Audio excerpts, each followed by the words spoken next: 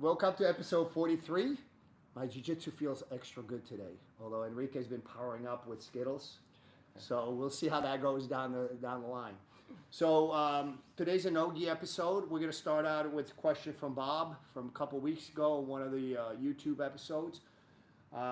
He said he has trouble with single leg X having his opponent put his hands on the mat. So there's a couple of things that you need to keep in mind. So when I'm going into single leg X, ASHI GARAMI. So notice the placement of my right foot.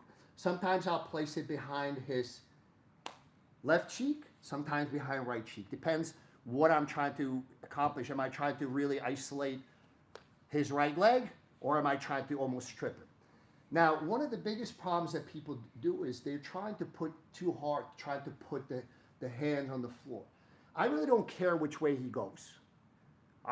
Most often with single leg X, I will start arching, and don't arch straight up, arch diagonally. One thing that can help this is bring the inside hand, in this case it's my right arm, across. That gives you sort of the angle.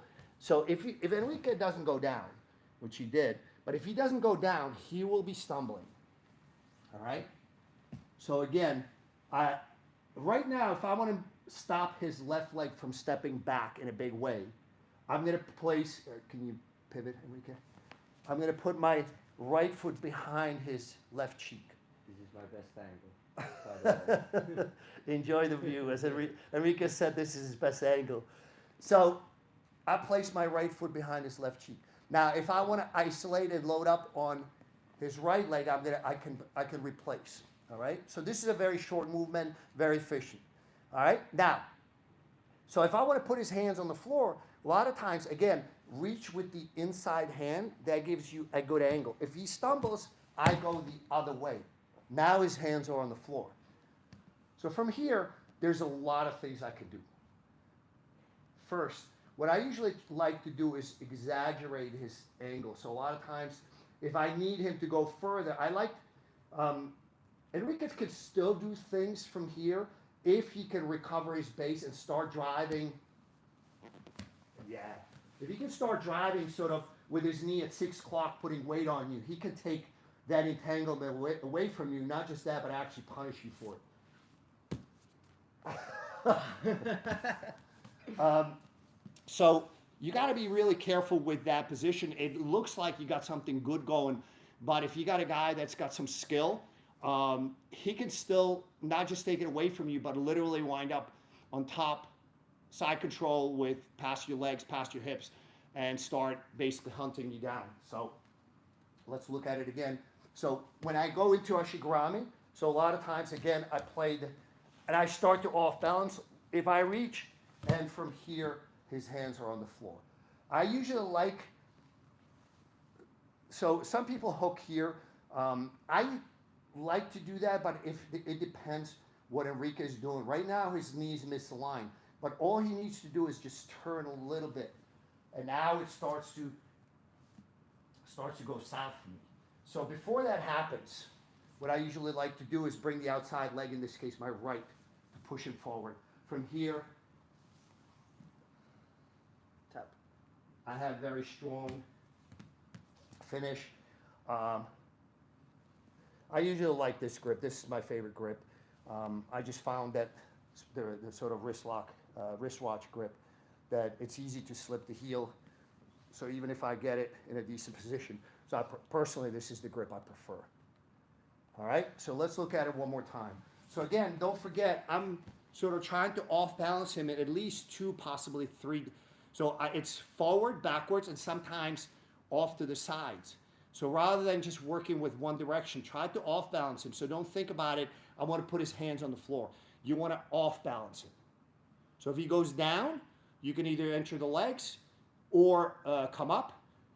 If his hands go on the floor, again, you can either attack the legs or wrestle up and come up on top. All right, so let's look at it again. A lot of times I will push. From here, this is a good place for me. Tap.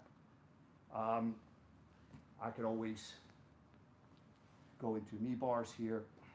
So there's a lot of options you have from that position. Let's look at it from on the other side now. Just change it up a little bit so they can see the angle. So again, my foot, the inside leg, it's very easy. I reach with the inside hand to get the rotation I need. As he stumbles, I will push with my right foot to make sure he cannot drive backwards. And from here, sometimes if he tried to stay up a little bit more, Enrique, sometimes I will bring my left foot to just push, make sure, and from here. Right now, this is the grip I like. I like to eventually transition to this. Tap. So, I hope that answers your question where you're having trouble sort of having the guy put his hands on the floor. Don't think about putting his hands on the floor. Think about off-balancing him in different directions. And a lot of times, the first off-balancing, all you need is a stumble. Once you have a stumble, you just kind of run with it. You can either go with it, or a lot of times, as he's trying to recover his balance, now you go the other direction and his hands will go to the floor. Mike, what do we got?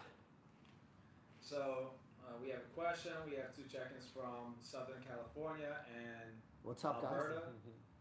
And the question we got from Gilbert Lopez. He's saying, "Hello, coach. I had my guard closed and my opponent wrapped his arms under me. What do I do in this position?" Oh yeah, that's a rough place. So I don't like to, especially generally speaking, that's a kind of bigger, strong guy sort of guard pass. Yeah, that's rough. What I usually look for is a triangle, but it's somewhat marginal.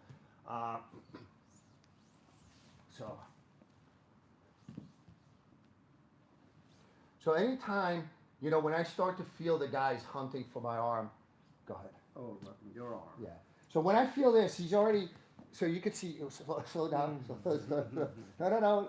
Keep your hands where you, so you can see Enrique's grabbing my right hand, right wrist, and he's trying to feed it to his left. Once this happens, especially if the guy pulls strong, yeah. Oh, you're enjoying this, are you not? So right now, guys, if you could see my right hand, I'm sort of bracing it a little bit to just, there's not a whole lot I could do right now with the right hand, but at least I go ahead and start to pull. So as he's pulling, I tried to brace it. It's okay. So as he's pulling, if I can go under, I might have something, but again, he has a strong grip, and my right hand, at this point, your right arm is somewhat compromised. There's not a whole lot you could do. So when that happens, go ahead. So I know he's going to be passing to my right. So what I'll try to do is see if I can get my legs engaged, whether it's over the shoulder. If I can get it over the shoulder, then I have something. I will try to slip it out, okay? Sometimes, as he's going, if I can push him away, you can go into a triangle.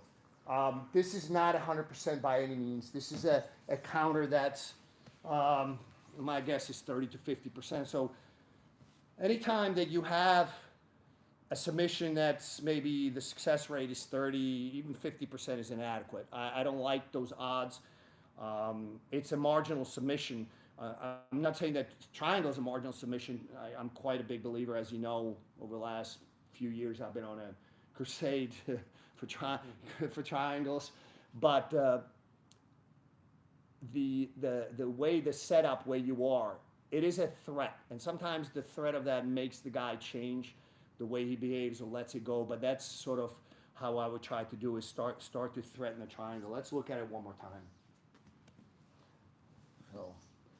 So he starts to. So as he starts to feed, I know this is what's going to happen. So I'll try to go over. And from here, I locked up a marginal triangle. Go ahead, Enrique, let's play it out. So Enrique's preventing me from getting the correct angle.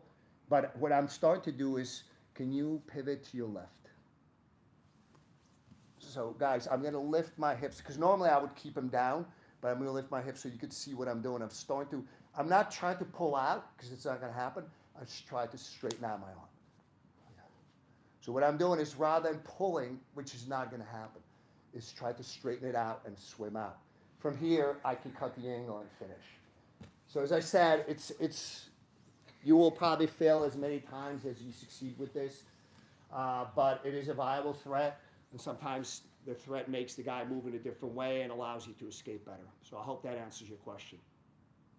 And Angsberg is asking, how do you prefer to transition between the mount and the back mount in a way that maintains control all the way through?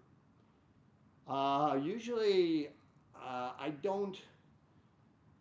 If I'm mounted, I will generally attack the neck or the arms. However, if I'm going to try to switch to the back, so if I'm mounted, once I'm mounted, I'm working towards having at least one arm above his shoulder, right? We've worked on this before. It's one of the episodes for sure.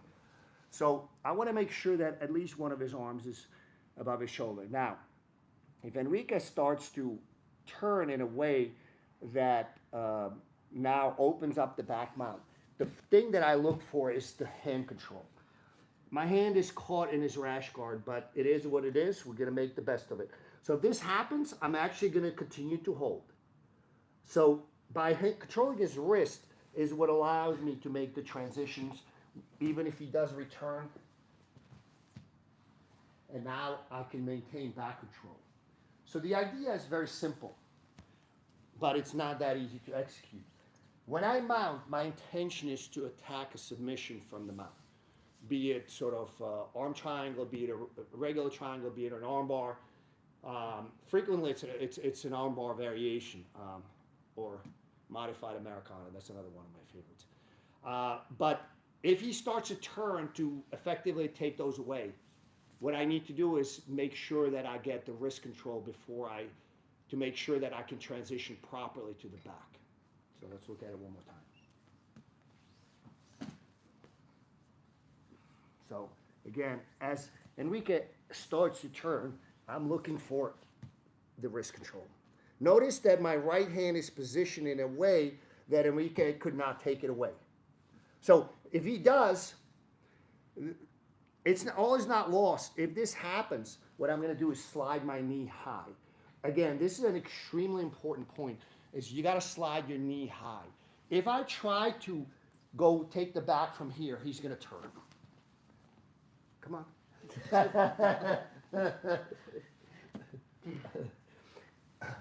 But the reality is, fully live, not sure if that's going to happen. But if you try to take the back from that position, just pivot and sort of try to go for the back, chances are you will lose it. So if I cannot get that wrist control, which I look for. So again, I'm looking for the wrist control. If I lost it, if it didn't happen, I know Enrique can double back. So right now, I don't have the wrist control. I'm going to slide my knee really high. So that way I actually get the wrist control as I'm going down. And from here, I can attack and control him much better than if you just basically hunt for the back. This is one of the biggest mistakes people make when hunting for the back from top side control or from the mount is they don't slide their knee high. They feel like, it almost feels like you're kind of abandoning ship, so to speak, but you're not. It's that knee high is sort of what kind of wedges the guy in a way that he can move, and you actually wind up with a high back control, which is, I like that. I prefer that to straight back control, regular back control. So again, two things you need to look for is wrist control if you can get it. If you cannot get it, I'm looking for both. But even if you cannot get the wrist control, slide the knee high and then go. And we have a question from Mr. Linguini. This is one thing when we're live on Facebook. One thing is most people had their regular names, so we knew who we were dealing with. On YouTube, Instagram, you get all these kind of screen names that you can't figure it out. But I like that name. Says, hey Fox, how would you recover guard when you have one butterfly hook in, either hooking their thigh or across outside their hip, and your other leg is out and they're staying tight? You understand what he's... Okay. So I think he's saying either here or with this one.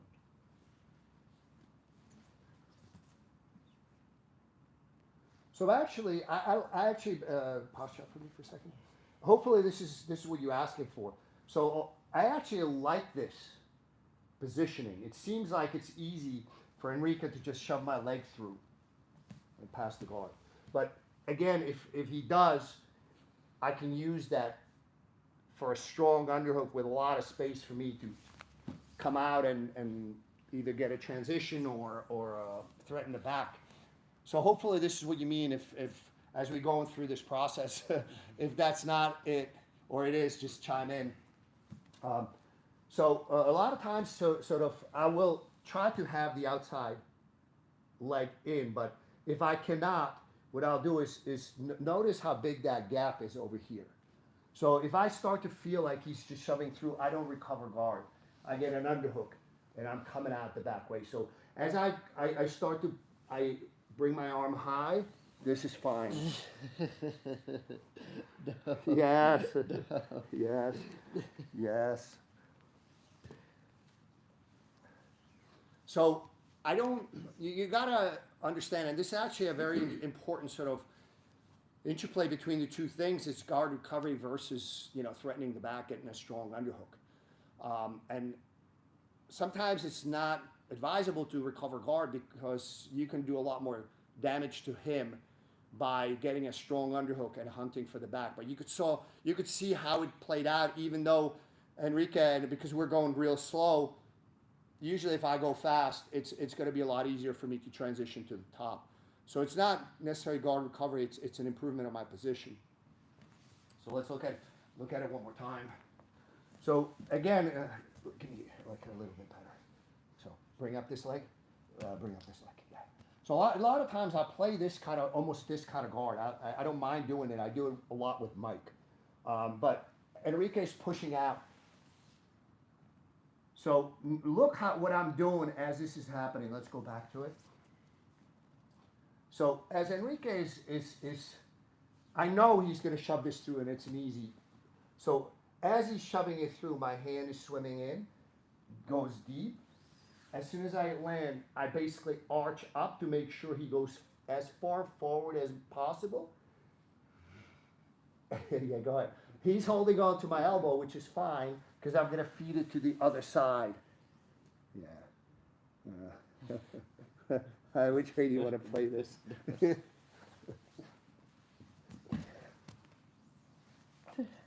So I look for a strong underhook and threaten his back. And I actually slow it down because I'm very comfortable there, because I feel like if he does keep me down, I will get that sort of control of the far side arm, and I can threaten him. I don't just transition to the top, but I transition into positions that are actually very, very strong, including this one. Yeah, this is not happening. Okay.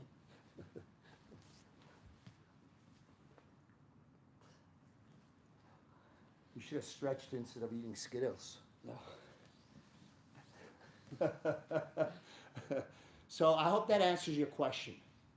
And I hope we understood your question correctly. And we got one question that was actually asked by two people. So it's from Vincent. And he's asking, the Bodylock pass is the pass everyone seems to be enjoying on me right now. Yeah, that's an enjoyable pass for a lot of people. He's asking, what angles are you trying to create when you face a Bodylock passer? Well, Enrique uses that a lot on me. We've actually covered that in one of the previous episodes, so maybe you need to go back to and just go put Silver Fox BJJ Bodylock pass and look at that. but let's just address that real quick anyways. Thank you for watching, guys.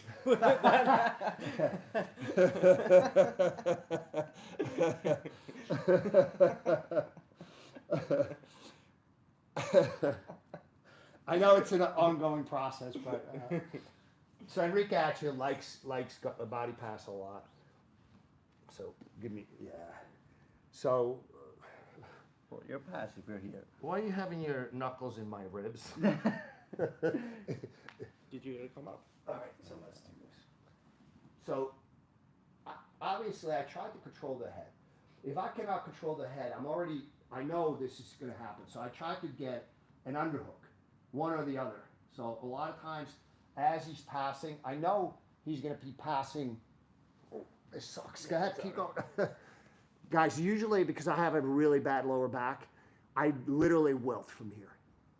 I let him pass because I know I'd rather fight from the bottom because what happens, his arm, no, stay there. It's okay, I'll suck it up long enough.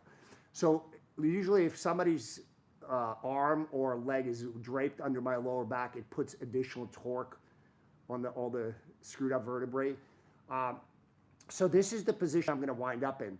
So that you can get an underhook. So basically he can no longer go to the other side because if he tries to go to my left side, we're going to wind up on the back like we did before. So I know he's going to be passing to my right. And from here, again, what I'll try to do is look either, so once he's up here, he's going to try to control this hand. All right. So even if, guys where like pressure his neck, yeah, that's fine and dandy. Guys, somebody pressures your neck really hard from here. What I do is bring my legs close and I arch big. That's not going to happen necessarily. As the guy's backing away, I have an underhook. And from here, if he backs off, I'm going into Urigatame or I'm going for a transition. So you should have had Skittles. I should have had Skittles, yeah. I lost my train of thought. You don't fight the pass, you fight from the bottom, get your Oh, yeah. underhook. So a lot of times with Bodylock pass, it's such a strong pass that I don't necessarily try to go head on the pass, but prevent him from going towards one side. So now he's going to go, I know which side he's going to, and I'm already planning to escape, not just escape, but also attack from that side. So let's look at it one more time. So as I am looking for the unhook, this is not going to help me prevent the pass because he's in a strong position. His head is lower than mine. He's going to flatten me. So basically, I know he's going to go this way. I'm looking to get an underhook here. If I cannot, so if Enrique, I'm going to arch big, then I get the underhook. From here, I'm coming out the back way. If Enrique starts to, I'm going to get my leg in and start to attack from here.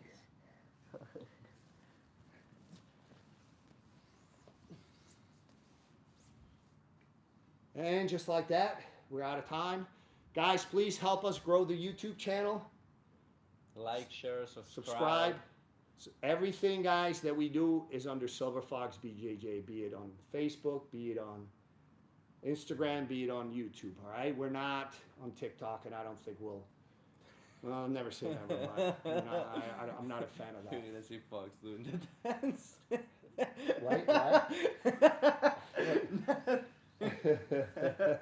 Say what? All right, guys, we see you next week.